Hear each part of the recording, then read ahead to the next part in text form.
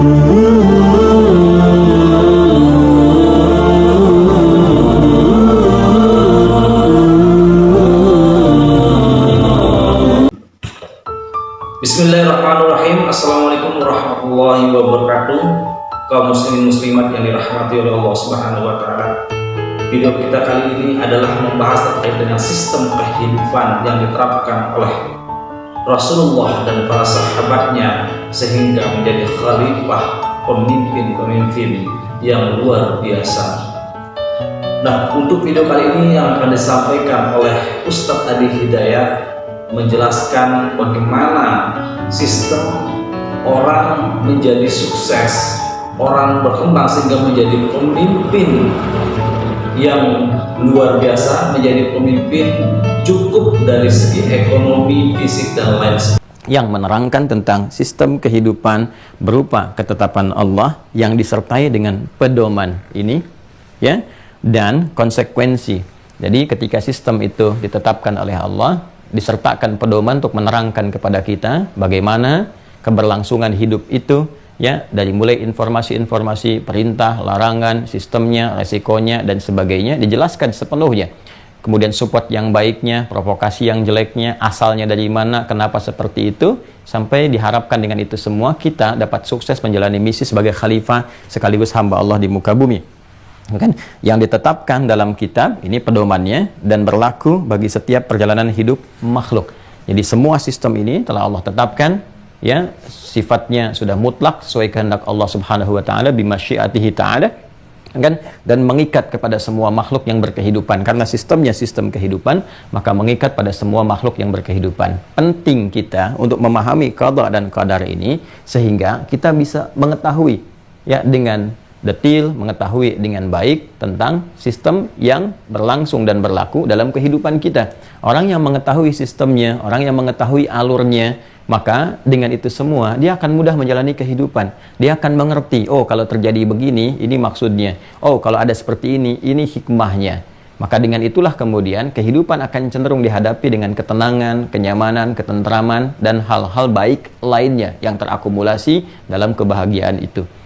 Sebaliknya, orang-orang yang tidak mengerti ini, tidak memahami dan tidak mempelajarinya, maka besar kemungkinan resiko-resiko kegelisahan akan didapatkan, resiko-resiko kesedihan akan dialami, bahkan berlarut-larut, dan tidak sedikit yang boleh jadi mengakhiri kehidupan karena tidak mengetahui cara untuk memberikan kedamaian kepada jiwa. Ini persoalannya. Dari mulai masalah yang sepele, karena boleh jadi gara-gara mungkin tidak ada senyuman, sampai persoalan yang sangat kompleks dari pekerjaan, rumah tangga, dan sebagainya, sampai berkehidupan sosial. Semua sistemnya telah terukur, teratur dengan sempurna, dengan presisi yang baik. Puncak pembahasan kita tentang bagian ke-6 ini telah kita bahas di pertemuan yang lalu dengan pola pembahasan seperti ini. Ya, kita telah terangkan pertama keterkaitan antara pengertian qada dan qadar, baik segi etimologi, dari segi kebahasaan. Kita bahas turunan-turunan katanya.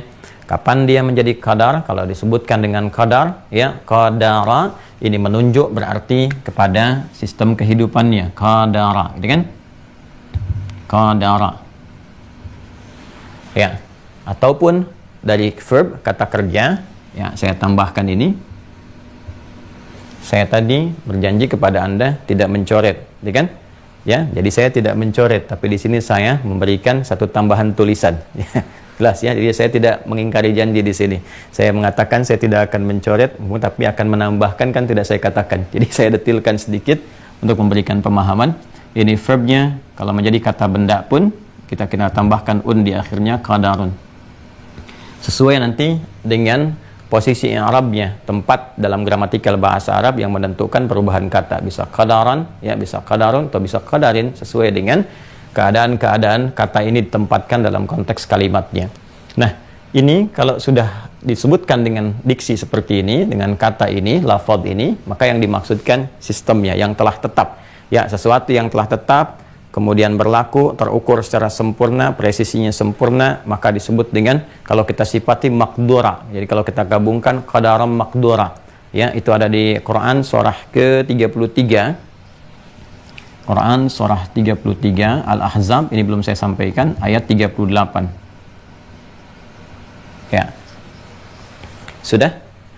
Baik, nanti lihat langsung ke ujung ayatnya saja. Langsung lihat ke ujung ayatnya, qadaran maqdura, ya, dan segala hal yang Allah ciptakan subhanahu wa ta'ala, yang Allah tetapkan, maka semuanya telah ditetapkan berdasarkan kadar. Kadar sudah jadi bahasa Indonesia. Maksudnya sistem kehidupan, ya, bagian-bagiannya dengan semua yang telah ditetapkan itu maqdura, terukur secara sempurna. Ya, presisinya, ketetapannya, maslahatnya, dan sebagainya. Karena itu dari sini melahirkan, perhatikan, sifat-sifat atau karakter sistem kehidupan. Kalau disebutkan qadara seperti ini, kan, maka segalanya pertama memiliki karakteristik terukur dan sistematis dengan presisi yang sempurna. Jadi semua yang Allah tetapkan dalam sistem berkehidupan ini sudah terukur semuanya.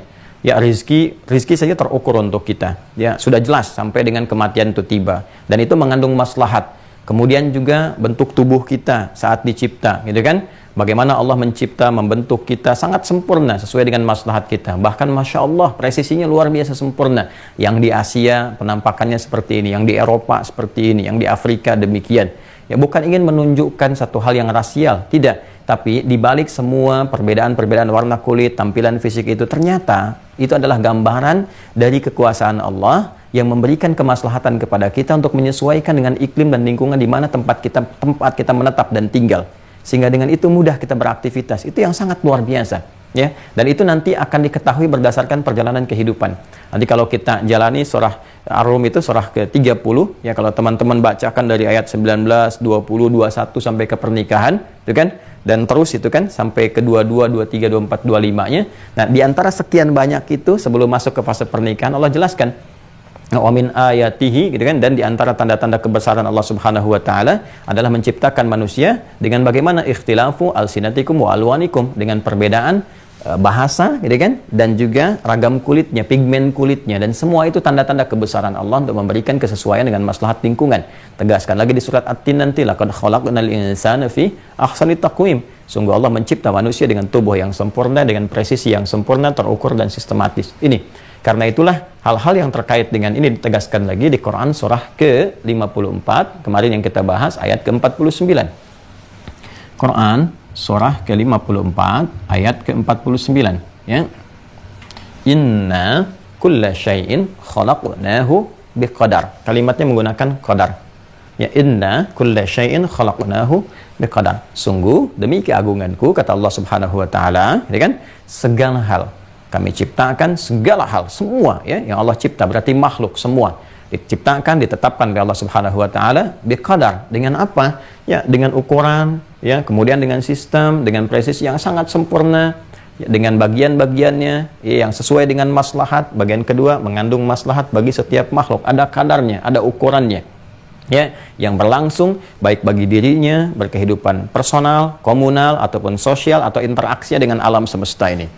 Sempurna, bahkan alamnya pun sempurna.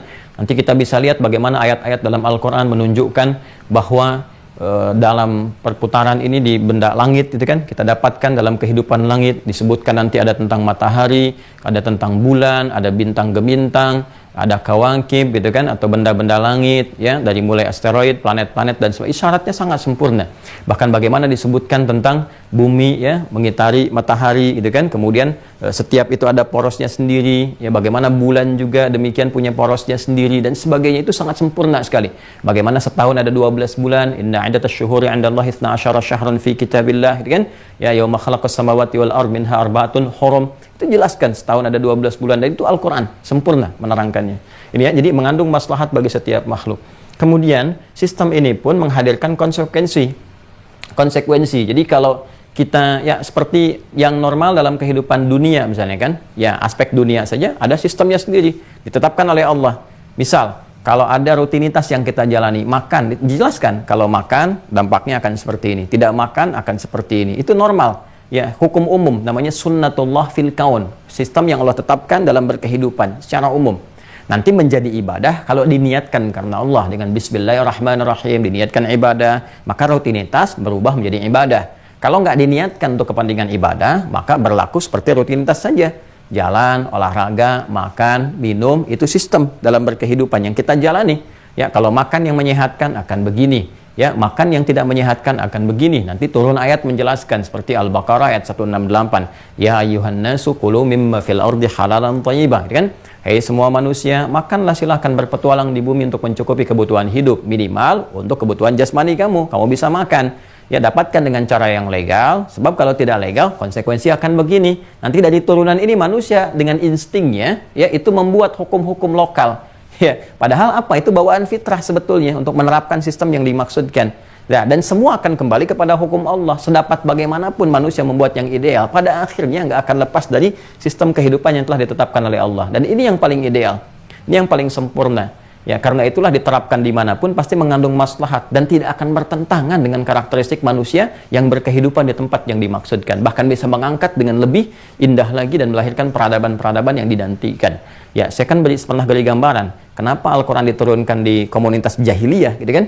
Yang sangat jauh dari peradaban, tertinggal, ya, penuh dengan lingkup kriminal dan sebagainya. Tapi Allah nggak menurunkan tongkatnya Nabi Musa yang diulang atau mukjizat Nabi Isa alaihissalam kepada Rasulullah SAW, Nabi Muhammad tidak, ya kan? Yang diberikan apa? Diwahyukan Al-Quran. Ketika diturunkan Al-Quran bisa mengangkat, merubah mereka dari jahiliyah jadi khairu ummah, membangun peradaban. Ya, di Mekah jadi Mubarakah, dibawa ke Yathrib jadi Madinah Al-Munawwarah, dibawa ke Spanyol melahirkan Hadarah Al-Islamiyah. Perhatikan, kita tidak pernah mengenal masa-masa Islam itu ketika membawa nilai-nilai kebaikan, nilai petunjuk, keilmuan yang sangat dahsyat itu, yang melahirkan peradaban, itu dibawa kemanapun ketika lahir peradaban. Nggak pernah peradaban disebutkan dengan nama tempatnya. Ini kalau kita jeli melihat. Coba ya, jujurlah pada diri kita ketika kita jeli melihat. Kita bandingkan dengan dulu, kita katakan peradaban Mesir kuno, Mesirnya yang disebutkan. Kan? Peradaban Mesopotamia, ya, Babilonia, peradaban Yunani kuno, peradaban Romawi kuno, tempatnya kan yang disebutkan. Anda pernah dengar nggak peradaban Spanyol? Ya, Spanyol kuno misalnya, nggak pernah dengar kan? Ya, peradaban Irak misalnya. Yang kita dengar peradaban Baghdad misalnya. Yang kita dengar adalah peradaban Islam di Spanyol, 7 abad. Ya kan? Yang menginspirasi itu peradaban Islam di timur, di Baghdad dan seterusnya. Ya, yang menghadirkan banyak referensi sampai ke kisah, sampai imajinasi yang meningkatkan stimulus pengetahuan dengan kisah 1001 menara, 1001 malam dan sebagainya, ya, dan seterusnya. Ini, jadi semua hal yang kita jalani itu akan sangat ideal kalau mengacu kepada sistem ini. Tapi mengandung konsekuensi yang tadi saya terangkan. Dan dari setiap konsekuensi itu kita diberi pilihan dengan keadilan Allah Subhanahu Wa Taala. Silahkan, ya. Anda diberikan kebebasan memilih, tapi diberikan oleh Allah rambu-rambu dari akal untuk mencerna, untuk mengetahui secara sadar bahwa ini loh yang dikerjakan, ini konsekuensinya seperti ini. Karena itu kalau akalnya belum sempurna, tidak dihisab, belum berlaku hisab. Ya, karena belum sempurna, ya, belum bisa mencerna sesuatu dengan baik, belum bisa bedakan mana uang yang warnanya hijau, abu-abu, ya, biru dengan merah, gitu kan? Ya, kalau sudah dia bisa cerna, bisa dia gunakan, kalau dia sudah tahu pun bisa kelola enggak? Kalau belum bisa kelola, tetap belum balik. Maka ada ukuran-ukuran nanti. Kalau sudah balik, baru berlaku hisab. Ya, kenapa berlaku hisab? Karena sudah bisa mencerna, memutuskan. Makanya dia paham. Karena itu, orang-orang yang akalnya sudah mencerna dengan baik, sudah ada kematangan, dia mengerti resiko. Dan dia memahami yang baik itu baik, kan? Yang salah itu salah. Karena itu Nabi mengatakan kan, kalau di Al-Arba'in, Al-Imam An-Nawawi menyantumkan kan dalam hadis yang ke-6, innal halala bayyinun wa innal harama bayyinun, ya kan? Sungguh yang halal itu, yang baik itu, yang benar itu jelas sebetulnya, ya kan? Kemudian yang haram itu, yang salah, yang dosa itu pun jelas. Kan kita mengerti antara jujur dengan bohong itu, kita tahu ini jujur, ini bohong. Yang akalnya sudah sehat, sudah matang, gitu kan? Itu bisa bedakan. Oh, ini jujur, ini bohong. Ini yang halal, ini yang haram. Ini yang legal, ini yang korupsi. Kan mengerti kita, ya kan? Coba deh, jujur pada diri kita. Saat lisan mengucapkan dan itu keliru, pasti akan disalahkan. Ya, akal kita akan mengatakan itu nggak benar. Hati kita akan protes. Ya, itu tidak tepat gitu. Ya, itu yang kematangan itu nanti akan diuji. Pilihan dengan keadilan Allah, kita diberikan satu pilihan, silahkan. Tapi diterangkan konsekuensinya. Ini konsekuensinya akan begini. Baik konsekuensi jangka yang dekat, kan, ataupun menengah, atau jangka panjang. Kan? Walaupun kadang-kadang manusia sering menambahi dengan jangka saku. Ya, karena pengaruh-pengaruh materi dia masukkan ke dalam sakunya gitu ya. Itu candaan orang-orang dulu, jangka panjang, jangka menengah, jangka dekat, jangka saku. Jadi kalau membuat satu proyek kadang-kadang dia lebih cenderung mengisi sakunya dibandingkan kemaslahatan jangka-jangka yang dimaksudkan tadi. Ya. Padahal kain kafan nggak ada sakunya gitu ya. Nah, balik ke sini ya. Nah, jadi silahkan diberikan pilihan dari yang ditetapkan, tapi semua mengandung resiko dengan sistem berkeadilan yang telah Allah tuangkan, yang melekat pada sifat-sifat dan nama-namanya yang mulia. Ya, dan semua aspek ini Allah Maha mengetahui. Maha mengetahui. Ketika kemudian ini ditetapkan keseluruhannya, maka seluruh sifat dari turunan katanya pun turun. Ini sistemnya telah berlaku, maka sifat terukurnya, sistematisnya, presisinya yang mengandung maslahat itu, maka diturunkan lagi dari kata ini dengan bentuk tasydid. Qaddara yuqaddiru. Qaddara yuqaddiru, gitu kan? Yuqaddiru. Takdiran. Takdiran. Ya. Qaddara yuqaddiru takdira, ya. Dari sini kita sering katakan dengan takdir ini sudah takdir gitu kan. Ya memang nama saya kan takdir juga Pak gitu kan, Muhammad Takdir Sihombing misalnya kan, bukan itu maksudnya. Ini maksudnya hukum yang telah Allah tetapkan secara sistematis, terukur dan sebagainya. Nah, lihat ke sini Bapak Ibu sekalian. Jadi kalau kita temukan kata qadar seperti kemarin saya uraikan itu sistemnya, tapi kalau kita temukan kata qaddara yuqaddiru turunannya termasuk takdir, ini menunjukkan tentang ukurannya yang sangat sempurna, presisinya yang sempurna dan tersusun dengan sistematis. Ya, dan berlangsung secara bertahap sesuai dengan pertumbuhan kita yang berkehidupan, berkembang, tumbuh dan berkembang. Ya, disingkat dengan tumbang dalam pelajaran-pelajaran di kesehatan, dunia kesehatan di awal-awal itu modulnya saya pernah dapati itu disebut dengan fase tumbang. Tumbuh, berkembang, berkelanjutan, berkemajuan, gitu kan? Nah, jadi di sini kita dapati kemudian ini akan terhubung juga setiap satu tahapan-tahapan dalam sistem berkehidupan itu akan disertai petunjuknya. Dan kita telah sampaikan petunjuk yang dimaksudkan hudan ini. Ya, kata kerjanya hada. Jadi kalau kita ingin ada keseimbangan, kata kerja dengan kata kerja lagi. Kalau di sini qaddara, di sini hada. Maka disampaikan di Quran surah Al-A'la di ayat yang ketiga itu ketika Allah menegaskan kan walladzi qaddara fahada. Dialah Allah, kan, yang harus kita sucikan, kan? Kita sembah, kita agungkan yang paling tinggi, sabbihisma rabbikal a'la diperintahkan, kan? Muliakan, agungkan, bertasbihlah kalian semua kepada Rabbu yang paling agung. Ya alladzi khalaqa fasawwa, yang telah mencipta kalian dan menyempurnakan semua ciptaan itu. Bagaimana di antara kesempurnaan itu bukan hanya fisik kita, keadaan kita, tapi juga qaddara, memberikan sebuah sistem kehidupan yang sangat sistematis, terukur, sempurna, ya mengandung maslahat dengan sesuai dengan tahapan-tahapan kehidupan kita, fahada, dan diberi petunjuk kita untuk menjalani sistem kehidupan ini. Baik. Nah, semua hal yang terkait dengan sistem kehidupan ini nggak akan lepas dari ukuran-ukuran yang sempurna tadi. Karena itulah selain ditegaskan dengan kata kerja, ini kata bendanya pun yang kita sebut dengan takdir disebutkan untuk menunjuk keadaan, karakter, dan kesesuaian dengan setiap apa yang menimpa kita dan maslahatnya untuk kita. Gitu kan? Dan ini juga nanti ada kaitan dengan pemberian ikhtiar atau pilihan-pilihan yang Allah tetapkan sesuai dengan kematangan diri kita. Maka disatukanlah kata qaddara dengan takdir ini. Kita temukan misal di surah ke-25, di ayat yang kedua, di akhirnya. Ya. Quran surah Al-Furqan, surah ke-25, ayat yang kedua. Ya. Lihat di ujung ayatnya, ya. Ketika Allah menegaskan bahwa Allah mencipta segala hal, khalaqa kulla syai'in wa qaddarahu taqdira, gitu kan? Mencipta segala hal, makhluk yang diciptakan wa qaddarahu taqdira, kemudian menetapkan dengan itu semua, ya, takdir yang sangat terukur, sistematis tadi. Karakternya ditetapkan secara sistematis, ya, berkesesuaian, takdira, dan sifatnya melekat pada setiap hamba dalam berkehidupan, sesuai dengan maslahatnya, dijalani sesuai dengan fase-fase kehidupannya.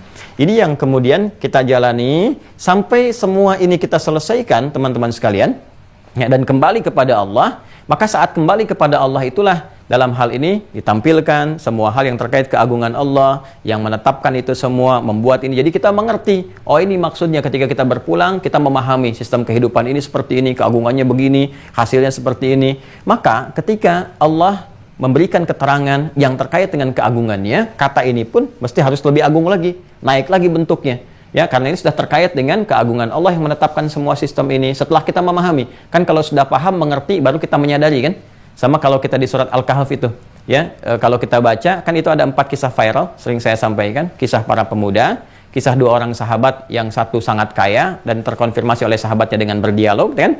Yang ketiga kisah Nabi Musa yang belajar pada hamba Allah yang saleh, Khidir alaihissalam. Kemudian yang keempat kisah Dzulqarnain, kan? Kan di kisah yang ketiga, kisah Nabi Musa yang belajar itu, setiap kali berdialog kan awalnya kan malam tastati alaihi sabra, tastati. Tapi begitu diterangkan hikmahnya, ini begini, tiba-tiba apa yang terjadi? Di ujungnya kalimatnya berubah dari tastati menjadi tasti'. Malam tasti' alaihi sabra. Maka rumus mengatakan ziyadatul mabna tadullu ala ziyadatil ma'na. Kan? Ketika bertambah hurufnya, bertambah makna. Ketika berkurang maknanya. Yang tadinya penasaran, nggak tahu dan sebagainya, tastati, nggak kuat kan, nggak ngerti, belum paham, nggak bisa sabar karena belum ngerti. Setelah mengerti, paham, nurun tuh keadaannya. Oh ini maksudnya, begini. Maka hadirlah kemudian satu rasa syukur sekaligus juga penghambaan kepada Allah yang Maha Tinggi yang menitipkan keilmuan pada hamba-hamba tertentu di situ dengan hikmah tertentu. Tapi jangan menilai kelebihan-kelebihan karena sudut pandang mana yang terlihat. Karena nanti ada sudut pandang fikih, ada sudut pandang nanti tasawuf misalnya, itu berbeda. Sudut pandang fikih tetap Musa yang paling unggul untuk mengonfirmasi bahwa setiap tindakan itu mesti ada hukumnya. Ya, tapi dalam sudut pandang tasawuf nanti bisa berbeda lagi karena dasar-dasar keilmuannya bisa berbeda. Dan tasawuf pun nanti dasarnya bukan yang aneh-aneh, ya, bukan pergi ke gunung sekian-sekian, bukan. Dasarnya syariat juga. Nanti dari syariat itu melahirkan kebeningan hati, tasfiyah pada qalbi, ya, prosesnya lewat tazkiyah, dan diantara fungsi Nabi itu membawa tazkiyah. Wa yuzakkihim, itu di Quran, dikonfirmasi di Quran surah kedua Al-Baqarah ayat 151. Kama arsalna fikum rasulan minkum yatslu alaikum ayatina wa yuzakkikum, membersihkan jiwa.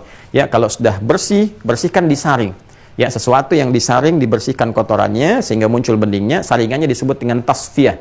Ya, keadaannya disebut dengan safi, sifatnya disebut dengan sufi. Di sufi itu ada keadaan hati yang bersih, yang bening, hasil dari saringan syariat lewat ibadah. Karena rajin sholat, maka perilakunya jadi baik. Karena rajin baca Quran, perilaku jadi baik. Menyaring yang kotor-kotor, muncul yang bening-bening. Itu maksudnya.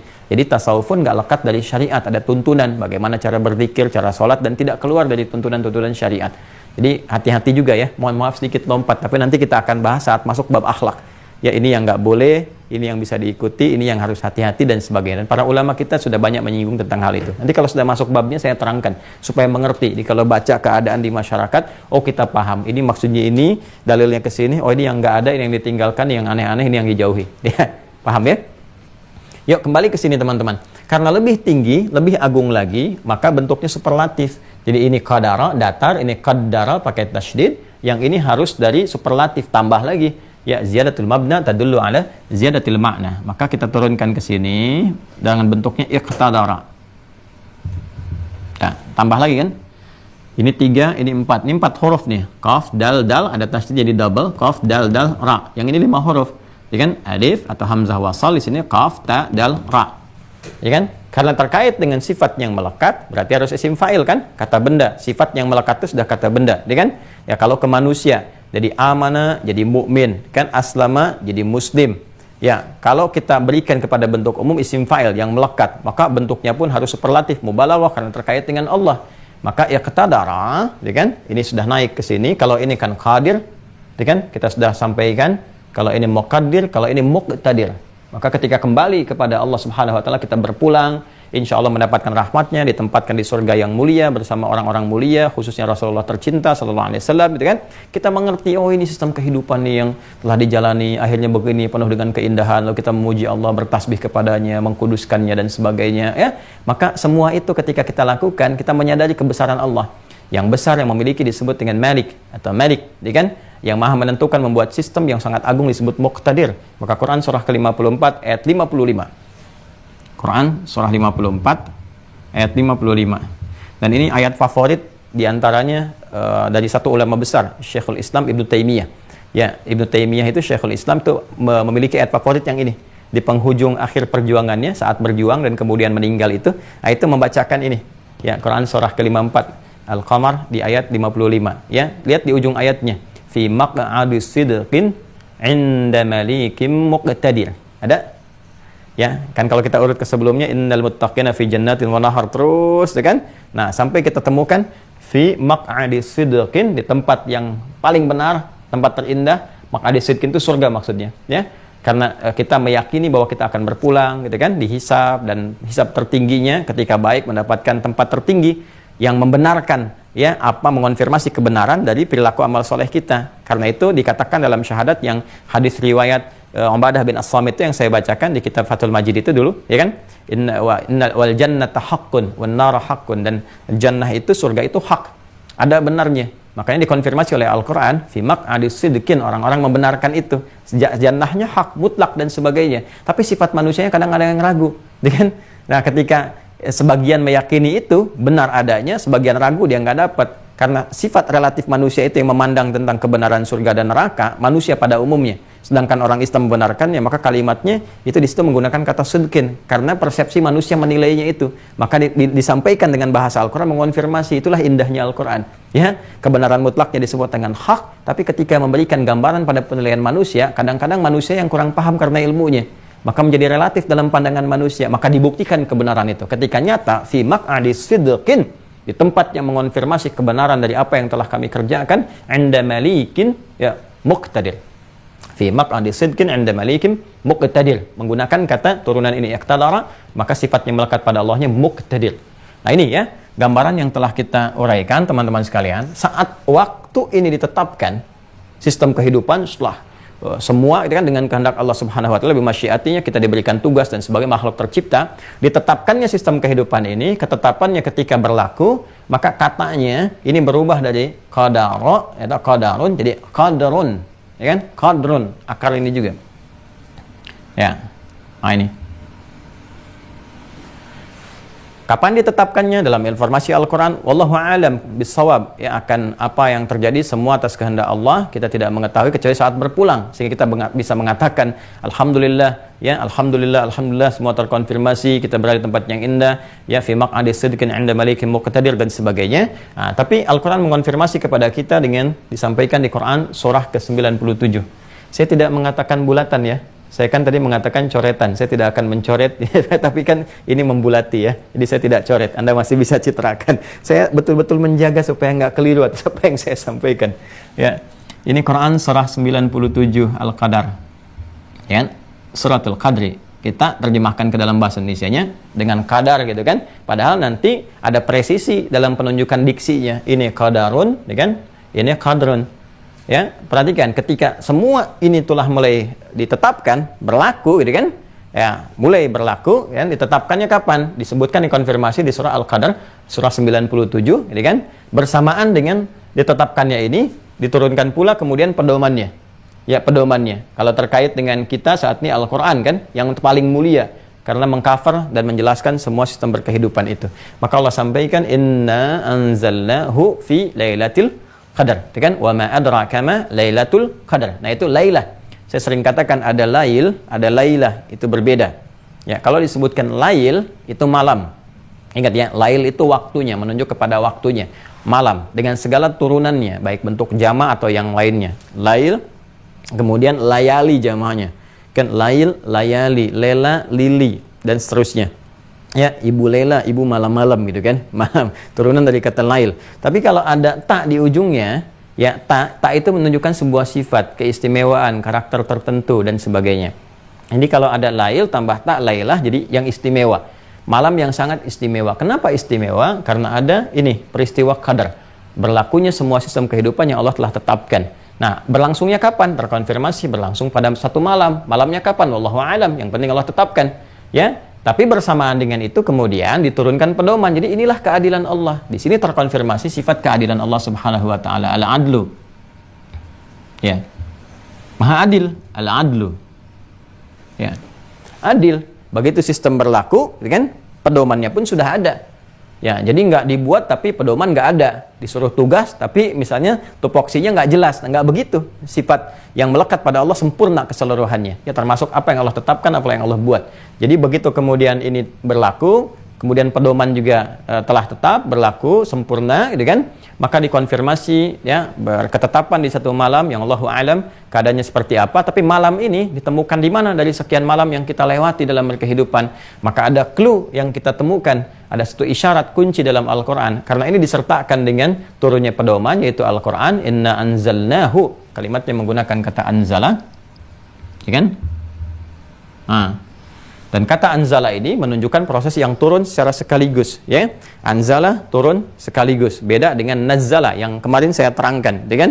Karena itu kitab-kitab yang diturunkan kepada nabi ya untuk disampaikan kepada umat dalam proses kepada nabinya langsung itu menggunakan kata anzala untuk Taurat dan Injil, tapi Al-Quran menggunakan nazzala. Itu yang kemarin saya terangkan, dikonfirmasi di Quran surah ketiga Al-Imran ayat ketiga.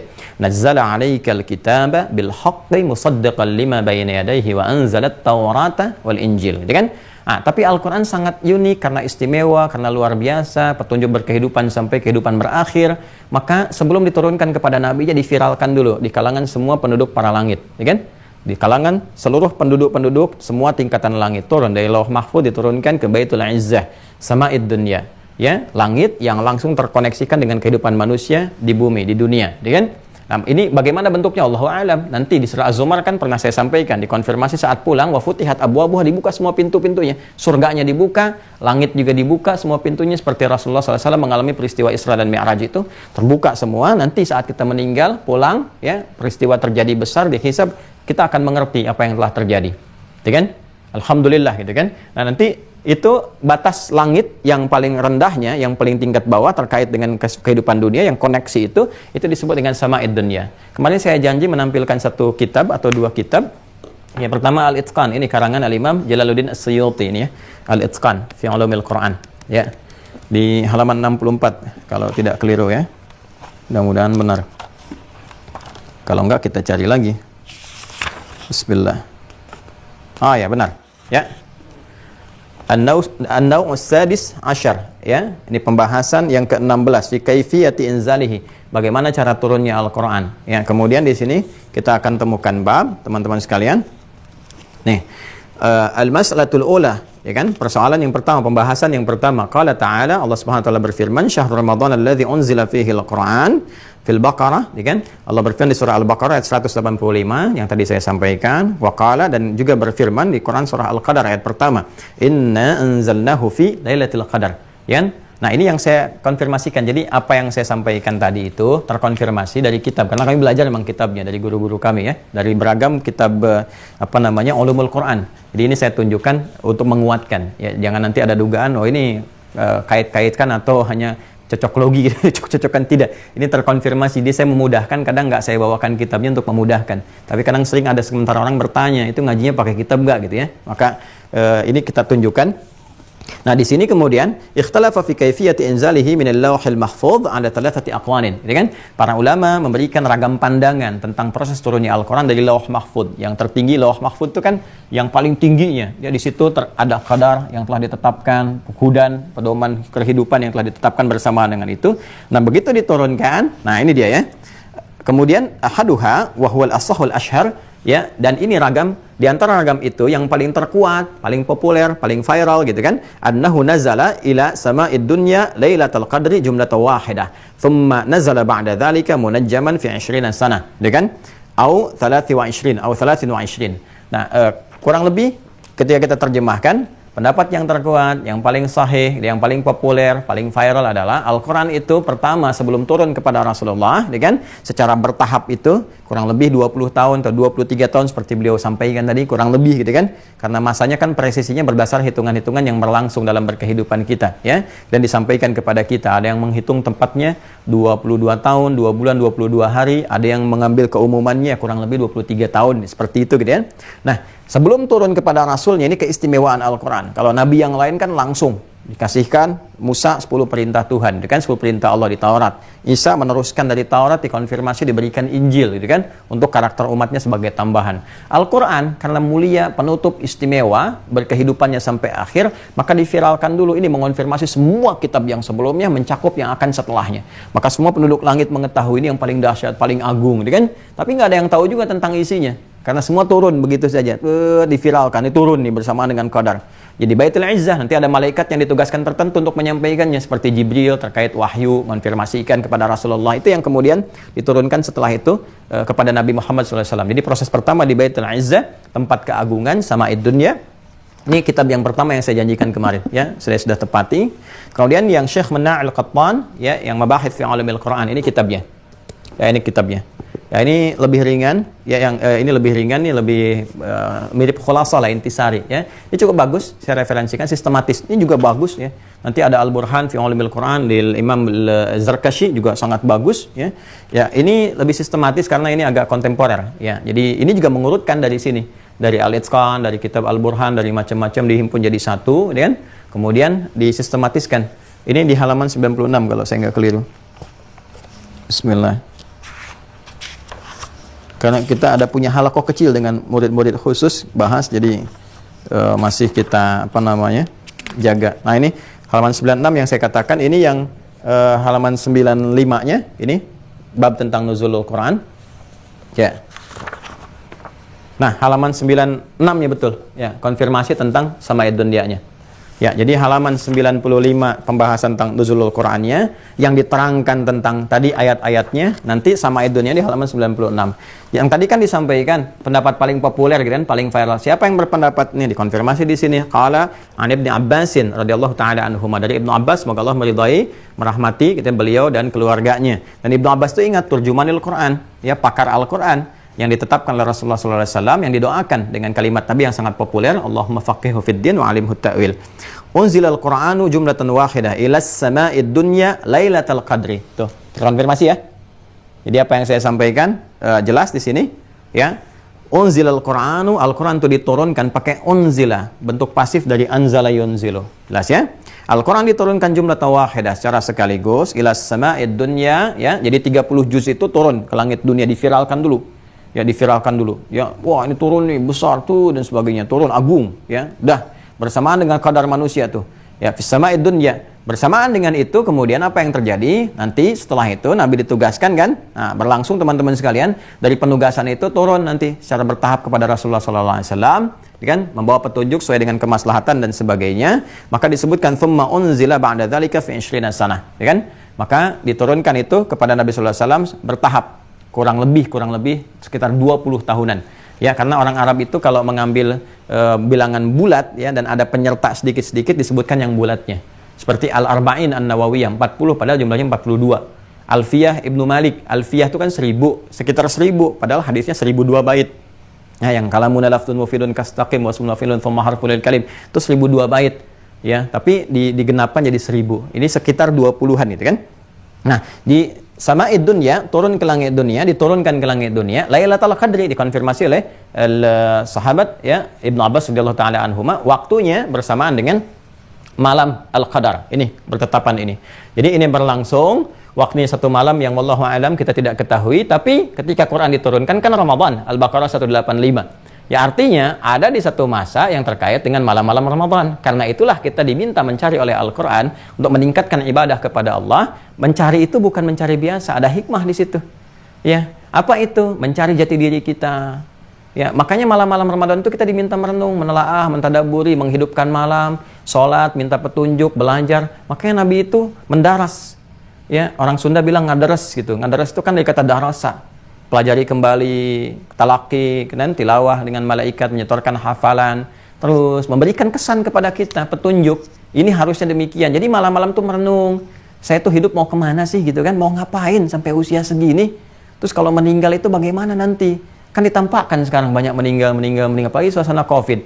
Ya, yang kemarin rame-rame itu. Hampir tiap hari, ambulan bolak-balik dan sebagainya. Sekarang juga masih rame macam-macam. Dan ini ditampakkan. Kan kita tuh tinggal nunggu giliran kapan kita pulang. Satu kali, ya memang bukan satu kali, sih harus berkali-kali kita merenung. Tapi Ramadan itu kan menjadi nikmat karena itu bulan penuh dengan suasana ibadah. Ya, karena itu motivasinya tinggi dan malam-malam itu kita gunakan untuk menetapkan jati diri kita, membuat satu arah kehidupan, menetapkan kurikulum. Di situ pelajarannya salah satunya ini untuk mengerti sistem kehidupan. Kamu mau kemana? Arahnya bagaimana? Dan hal yang paling dasar adalah yang menerangkan semua ini adanya di mana? Al-Quran. Karena Al-Quran itu saat diturunkan bersamaan dengan pernyataan ini pedoman hidup kita. Karena itulah syiar Quran itu tinggi di Ramadan.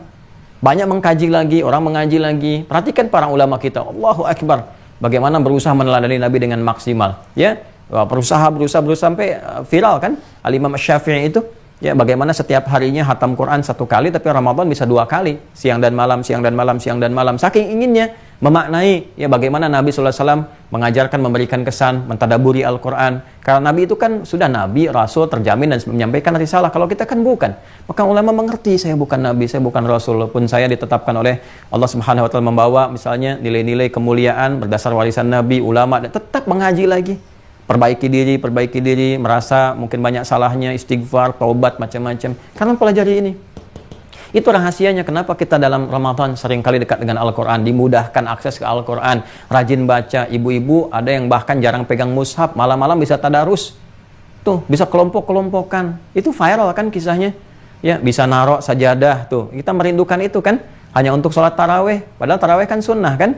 Ya, itulah coba kita renungkan kembali itu. Hal-hal demikian itu kenapa terjadi di sini? Karena salah satunya support, triggernya itu.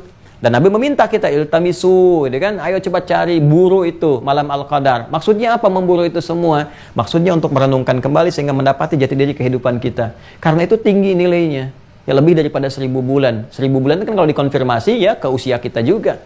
Artinya apa? Kalau kita mengerti ini semua, kualitas amalan kita akan meningkat, lebih bagus lagi. Jadi usia kita yang Allah tetapkan kepada kita, ajalnya berapapun, itu kualitasnya jadi lebih bagus. Itu diantara pemahamannya. Selain dapat pahala, nilainya lebih daripada 1000 bulan, dapat pahala itu, dan kualitas amalan kita pun, itu akan lebih daripada ya kuota-kuota usia yang ditetapkan, ajal-ajal yang ditetapkan kepada kita. Jadi amalannya lebih meningkat, yang disebut dengan jariyah, itu disebut dengan umur, berkah di usia itu. Walaupun dia meninggal, mantala umruhu, meninggal tapi berkah, hidup berkehidupan, jejak hidupnya, kisah-kisah hikmah dan sebagainya. Ini dalam sekali teman-teman, dalam sekali, dalam. Jadi waktunya sudah ditetapkan, ini waktu penetapannya, bersamaan dengan pedoman turun. Nah, alur untuk memahami semua itu, seperti ini gambarannya. Ya, ini singkatnya, jadi kalau kita masuk Ramadan, cara memahami cepatnya seperti ini gambarannya. Ya kan? Nah, jadi sistem ini yang berlaku, yang telah Allah tetapkan, ya, alurnya, alur berkehidupannya yang kita alami dengan hadirnya sistem ini kurang lebih seperti ini nih. Ya, saya gambarkan. Ini secara cepatnya ya. Kalau kita mau ngaji lagi satu kitab aja, ini seperti ini gitu. Nah, ini baru satu bidang ilmu, itu pun satu bidang baru satu bagian. Ya, jadi agak lama. Ya, makanya kita puluhan tahun tuh belajar, kita sederhanakan, intisarikan supaya mudah disampaikan, dan masih tetap minta kepada Allah supaya diberikan kemudahan dan tetap koreksi ya. Kalau nanti ada hal-hal yang kurang tepat, kami pun tetap belajar. Saya kalau nulis kitab atau buku, saya datang ke guru-guru dulu untuk diperlihatkan, dilihat, dicek dan sebagainya gitu ya. Terutama masalah isinya. Itu sering kami lakukan seperti itu. Nah, seperti ini teman-teman sekalian. Jadi ketika Allah menciptakan manusia, kemudian di Quran surah 15 ayat 28 sudah pernah saya sampaikan sebelumnya, terus diberi tugas sebagai khalifah, ya kan? Untuk menggantikan yang sebelumnya saya juga sudah terangkan ya, untuk memakmurkan bumi. Quran surah kedua ayat 30 secara singkat diterangkan, diberikan keilmuan dan sebagainya ya, kemudian diminta hormat seluruh makhluk akan tugas mulia ini, gitu kan? Dengan perintah Allah. Iblis yang menyimpang, aba wastakbar, Quran surah kedua ayat 34, dia sombong, ya kan? Tidak mau kemudian menghormati Adam, tidak mau menghormati misinya. Kalau tidak hormat terhadap misi, berarti nggak hormat pada pemberinya, penugasnya, yaitu Allah Subhanahu Wa Taala. Artinya nggak menghormati Allah. Dikonfirmasi di Quran surah ke-7 Al-A'raf di ayat ke-12 itu kan, sampai kemudian terusir rahmat Allah Subhanahu Wa Taala, termasuk di surat Sad yang pernah saya sampaikan sebelumnya. Kemudian ini terjadi, ya kan?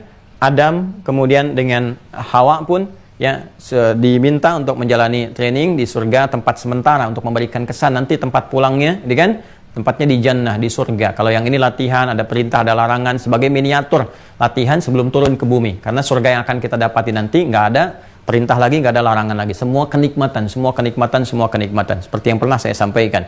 Di sini masih ada satu perintah dan juga kemudian larangan. Perintahnya nikmati semuanya ini, larangannya jangan dekati, wala taqrabu hadhihi syajarata fatakuna minadh dhalimin, kan? Jangan dekati satu ini, kalau tidak kalian nanti akan termasuk bagian orang yang tidak menempat, zalim, tidak menempatkan sesuatu sesuai dengan tempatnya. Maka terjadilah apa yang terjadi, teman-teman sekalian. Singkatnya, setelah paham, sudah mengerti, ya, dan iblis pun ingin membuktikan kesombongannya, ingin membuktikan bahwa dia nggak hormat itu, ya Allah, karena saya memang merasa tinggi. Ana khairum minhu khalaqtani min narin wa khalaqtahu min tin, kan? Dikonfirmasi di Quran surah 7 itu, ayat 12 itu kan, sampai dengan 13-nya. Nah, maka dari situ dia pun mengajukan kepada Allah bersamaan dengan turunnya Adam, tugasnya itu di bumi sebagai khalifah. Saya juga ingin minta bukti, ya Allah. Berikan saya keadilan untuk membuktikan, ya, supaya tidak dicap sebagai yang apa namanya, yang lebih hebat saja, yang sombong saja. Dia mengerti sebetulnya Allah bisa memberikan jalan untuk taubat dan sebagainya. Seperti pernah saya terangkan di akhir tragis iblis itu. Ya, lihat episode akhir tragis iblis yang saya terangkan dulu. Ya, dia mengerti, tapi kesombongan menutup semuanya. Kesombongan. Ya, kan itu kalau mohon maaf kali ya. Ya, diinfeksikan kepada manusia. Ya, lewat was-wasnya itu. Itu penyakitnya akan menular. Penyakit iblis itu menular. Lebih bahaya daripada COVID. Lebih bahaya. Ya, kenapa? Coba cek deh, kalau orang sudah terkena jubah kesombongan itu, diingatkan susah. Ya, dan makanya Nabi mengatakan dia menolak kebenaran. Ya, batarul haqq wa ghamtin nas, gitu kan? Sombong, angkuh itu dan menolak kebenaran. Menolak kebenaran. Dia tahu itu benar. Ya, yang benar dia tahu si fulan, tapi gengsi untuk mengakui, karena tertutup itu, nggak bisa menerima masukan macam-macam. Tapi dia menyadari itu semua. Nah, itu sifat yang diwariskan iblis selain penyakit kepalang tanggung. Ya udah, kamu tanggung begini, lakuin aja deh. Tanggung begini, terusin aja. Dan orang-orang dia menilai kamu salah kok. Itu penyakit iblis juga yang diwariskan. Hati-hati. Hati-hati. Nah, dari sini kemudian seperti pernah saya terangkan, dia mengonfirmasi bersamaan Adam akan dimulai, dia pun tetap ingin membuktikan kesombongannya. Ya Allah, berikan mereka kesempatan untuk membuktikan saya lebih hebat dibandingkan dengan Adam. Ya kan? Ya, itu kan harus diketahui. Ya, harus diketahui dengan keadilan Allah Subhanahu wa taala, harus tampak pada makhluk. Ya, kadar Allah itu harus diketahui jelas, begini, begitu, disampaikan. Kamu masih ingin begitu? Diberikan kesempatan. Kalau dalam bahasa kita kan sederhananya yang kita pahami, kan ada jalan tobat, dia nggak milih. Maka Allah pun kan menghardiknya, mengancamnya dengan mengatakan, pilihan kamu itu menjerumuskan kamu ke jahanam, ke neraka. Dia malah milih, nggak apa-apa. Rabbi anzirni, ya Allah, berikan aku tangguh waktu. Ya sudah, itu pilihan kamu, gitu kan? Dan Allah maha mengetahui, baik sebelum, sedang, ataupun akan terjadi. Ditetapkan siapa yang ngikutin kamu semuanya masuk neraka jahanam semua dan sebagainya, ya. Maka ketika Adam turun ke muka bumi, dia pun minta ikut turun dan mengajukan proposal kepada Allah, pengajuan untuk bisa memberikan godaan, provokasi, was-was lewat bagian satu di dalam potensi tubuh manusia yang dikenal dengan fujur, yang telah saya uraikan juga tuntas sebelumnya. Apa hubungan dengan kadar sehingga saya tegaskan kembali tentang pernyataan ini? Hubungannya adalah ketika ini turun semua, tugas dimulai kan? Kalau dimulai, sistem berlaku, ya kan? Semua ditetapkan, sebagaimana sebelumnya pun sudah berlaku. Adam diciptakan semua diciptakan dengan ketentuan, semuanya, segalanya. Malaikat, jin, dan sebagainya. Nah, hukum kehidupan di bumi yang Allah tetapkan di malam Al-Qadar itu dengan turunnya ini, maka di alam yang di bumi berlaku. Ya, dengan fase Adam sebagai khalifah, tugasnya Adam. Berlaku semua, dan saat yang bersamaan, setan pun turun. Ya, iblis pun turun. Dengan pasukan-pasukannya yang sifatnya disebut setan itu, ya. Nah, indahnya di sini adalah Allahu Akbar. Yang saya katakan sebelumnya, ingat, bukankah pembahasan qada dan qadar saya buka pembahasan dengan sifat ilmunya Allah, alim. Ini. Selain wallahu ala kulli syai'in qadir, ya, Allahu ala kulli syai'in qadir, yang maha menetapkan segalanya dengan sempurna, maka qadar Allah pun berlaku dengan pengetahuannya. Yang maha juga, kalau ini qadir, ini pasangannya alim. Maha mengetahui. Ya, jadi sebelum terjadi, sedang terjadi, akan terjadi, karena sifat Rabb itu harus begitu. Sifat Khalik, seperti yang kemarin saya tegaskan. Makanya berulang-ulang, dari mulai lambat sampai cepat banget saya tegaskan lagi. Karena yang terpenting itunya. Ya, itu yang seringkali nanti ada sebagian gagal memahami itu dan berkonsekuensi agak repot nantinya gitu, karena terkait dengan bab akidah ini nggak boleh salah, ya, nggak boleh keliru di sini. Sifat pengetahuan Allah menjangkau semuanya, semua bagiannya. Sebelum ini telah berlangsung, sedang berlangsung, akan berlangsung. Ya, maka segala hal yang dikerjakan oleh hamba dan sebagainya, sistemnya kan sudah berlaku tuh. Pedomannya pun disampaikan. Maka dalam pedoman itu pun dijelaskan untuk menerangkan sistem kehidupan ini supaya kita menjalani dengan benar. Maka kalau Anda tidak percaya, silahkan cek di Al-Quran. Dan Anda bandingkan dengan kitab manapun di muka bumi ini. Kitab mana yang menerangkan tentang sistem berkehidupan secara sempurna, dengan presisi yang sempurna.